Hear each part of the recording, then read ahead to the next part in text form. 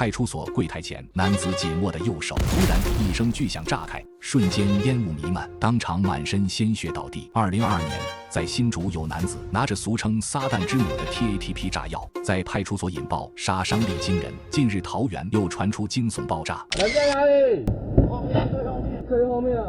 救护车紧急赶到铁工厂，因为内部发生爆炸，一名员工清洁化学槽时才上工30秒，竟然就惨遭炸死。突然嘣一声，屋顶已经冒烟了，然后我先生以为是炸弹打过来，工厂内碎片四散，化学槽体破裂，爆炸威力惊人。9月时，64岁的宋姓男子用金属杆加长形扫把要清洗化学储存槽的内部，但化学结晶体疑似因金属摩擦产生火花后爆裂，男子被冲击波震开，后脑勺着地身亡。调查后发现，槽体内竟有 TATP 结晶，俗称撒旦之母的 TATP 非常容易起爆，一个非常小的一个摩擦就会产生非常大的爆炸。全称3过氧化3丙酮的 TATP， 由于制作原料容易取得，过去有数次被用在恐怖攻击。但为什么化学槽内会出现？负责人说，内部曾装过异丙醇，疑似因长期存放变成杀人凶器。丙醇呢，经过了氧化反应会变成丙酮，产生了撒旦之母。的 TATP 成分不是人工合成制造的。员工受托清洗化学槽却被炸死，相关人员涉嫌过失致死遭移送。专家提醒，如果工厂作业时可能产生危险的 TATP， 可以提升作业环境的 pH 值，呈现碱性会更安全，随时小心才能保命。